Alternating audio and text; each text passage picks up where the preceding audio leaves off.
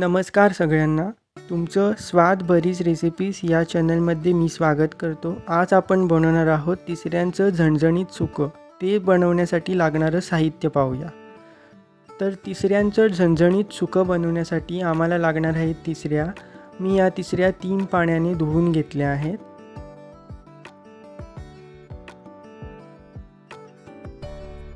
तर तिसऱ्यांचं झणझणीत सुकं बनवण्यासाठी मी घेतलेले आहेत 2 मीडियम साईजचे कांदे, 1 टोमॅटो, या आहे फणसाच्या बिया,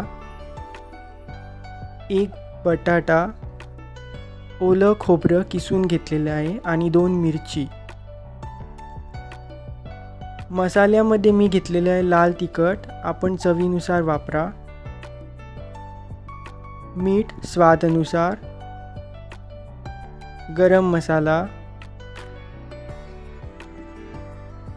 आणि हळद पावडर.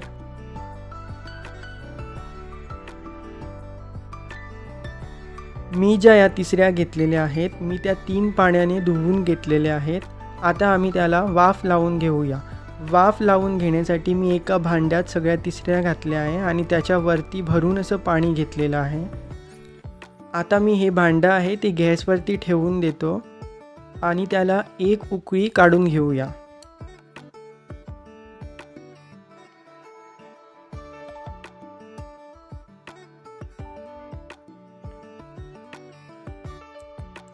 हे पहा, एक उकळी काढून घेतल्यानंतर अशा तिसऱ्यांनी आपलं तोंड उघडं केलेलं आहे, म्हणजे आम्हाला ते साफ करण्यासाठी जास्त मेहनत घ्यावी नाही लागत.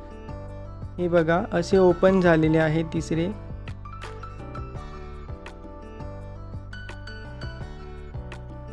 आता आपण तिसऱ्यांना साफ करून घेऊया. आम्हाला जी एका बाजूला जे मांस आहे ती बाजू काढून घ्यायची आहे आणि जी खाली बाजू आहे ती बाहेर टाकून द्यायची आहे. हे बघा, अशा प्रकारे आम्ही ते पूर्ण एका बाजूला काढून घ्यायचं. जी भरलेली बाजू आहे मांसाने तीच आम्हाला घ्यायची आहे आजच्या रेसिपीसाठी. हे बघा, अशा प्रकारे ज्यामध्ये मांस असेल तीच बाजू तुम्हाला घ्यायची आहे.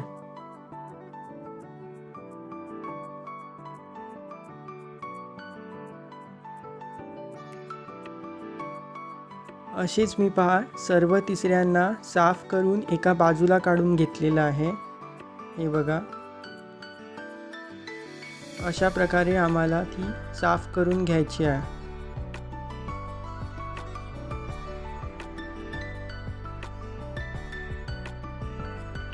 हा बघा, कांदा मी बारीक चिरून घेतलेला आहे. हे आहे फणसाचे बिया, मिरची बारीक कट करून घेतलेली आहे, बटाटे असे प्रकारे फोडी करून घेतले आहे बटाट्यांच्या, आणि टोमॅटो बारीक चिरून घेतलेला आहे, आणि हे ओलं खोबरं. गॅसवरती कढाई ठेवलेली आहे गरम होण्यासाठी. ही बघा, कढाई गरम पण झालेली आहे. आता आपण त्यामध्ये घालू 2 चमचे भरून तेल.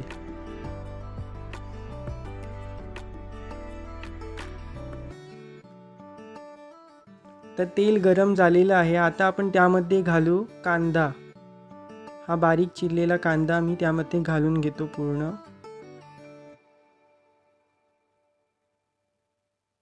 कांदा आम्हाला असं लाल करायचा नाही आहे, जस्ट असा परतवून घ्यायचा आहे. आम्ही कांदा अशा प्रकारे जस्ट परतवून घेऊया. असा गोल्डन ब्राऊन करायचा नाही आहे वगैरे, कारण आम्हाला हे सगळं नंतर उकडून घ्यायचं आहे म्हणून.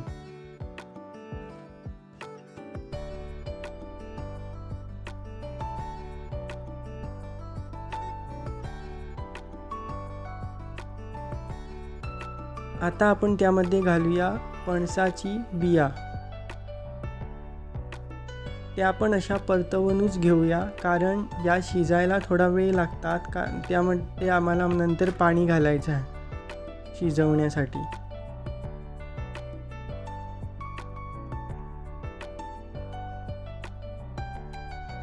आता त्यामध्ये आपण घालूया बारीक चिरलेला असा बटाटा.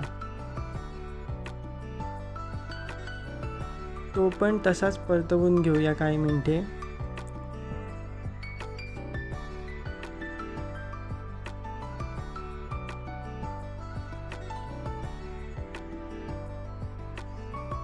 आता त्यामध्ये घालूया आपण बारीक चिरलेला टोमॅटो.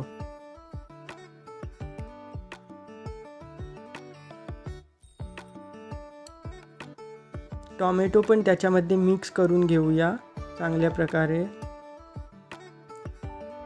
याच्यातच आम्ही घालूया बारीक चिरलेल्या मिरच्या.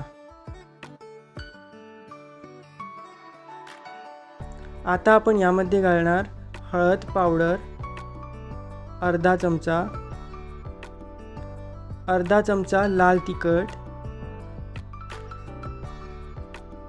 आणि 1 चमचा भरून गरम मसाला आणि हे चांगल्या प्रकारे आपण मिक्स करून घेऊया. अशा प्रकारे पूर्ण मिक्स करून घ्यायचं.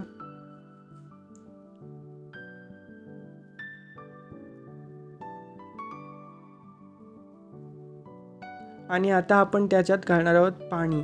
हे पाणी मी जेव्हा तिसऱ्यांना उकडायला ठेवलं होतं त्यातूनच पाणी काढून घेतलेलं होतं, कारण जेव्हा आम्ही तिसऱ्या उकळतात त्याची टेस्ट त्या पाण्यात राहते आणि तेच पाणी आपण या रेसिपीमध्ये वापरायचं असतं. आता असं मिक्स करून घेऊया थोडा वेळ.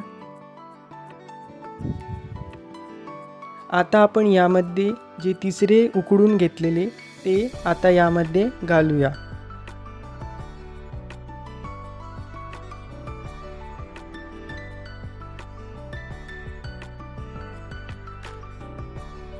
आणि चांगल्या प्रकारे त्या मसाल्यामध्ये मिक्स करून घेऊया, जेणेकरून जो आम्ही मसाला घातलेला आहे तो तिसऱ्यामध्ये भरणार.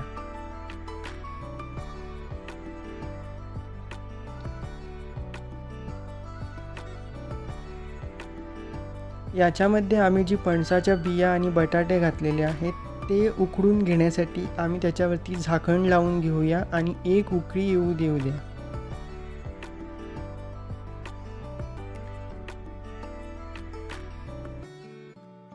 ही बघा उकळी येत आहे.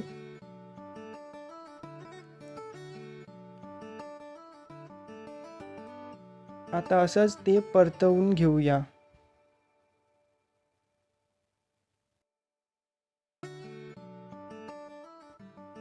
आता आम्ही त्यामध्ये घालूया ही कोकमची सोलं. कोकमची सोलं घातल्याने त्याची चव आणखीन चांगली होते. आंबट तीख असं खायला चांगलं लागतं, म्हणून कोकमची सोलं घालायची. आणि माशाच्या पदार्थात कधीही कोकम वापरलं पाहिजे. आता त्याला आपण झाकण लावून शिजवू देऊया. हे बघा, जे आपण मगाशी पाणी घातलं होतं ते चांगल्या प्रमाणे आटलेलं आहे. आता आपण त्यामध्ये घालूया किसलेलं खोबरं. किसलेल्या खोबऱ्याने चांगली चव येते पदार्थाला आणि ते चांगल्या प्रमाणे मिक्स करून घेऊया.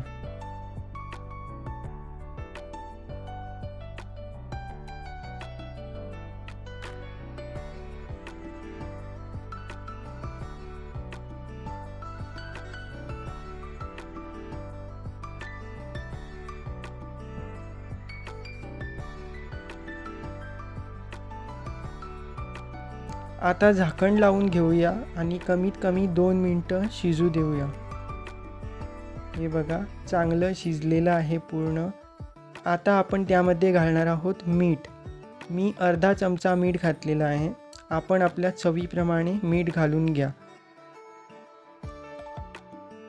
आता मीठ घातलेलं आहे ते चांगलं असं मिक्स करून घेऊया, जेणेकरून मीठ सगळीकडे पोचेल.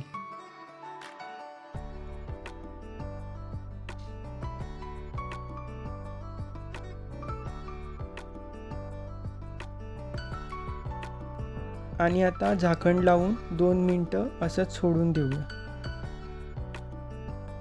हे बघा, आता तिसऱ्यांचं झणझणीत सुकं तयार आहे. आपण त्याच्यावरती अशी ओली कोथिंबीर घालून घेऊया.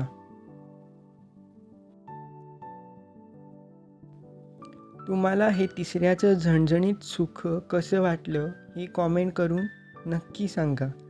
आणि ही जर तुम्हाला रेसिपी आवडली असेल तर या व्हिडिओला लाईक करायला विसरू नका. आणि तुम्हाला अशाच चमचमीत आणि झणझणीत रेसिपी पाहायच्या आहेत तर या चॅनलला सबस्क्राईब जरूर करा आणि बेल आयकनला दाबायला विसरू नका. आणि ही रेसिपी तुमच्या मित्रांसोबत शेअर करायला तर नक्की विसरू नका.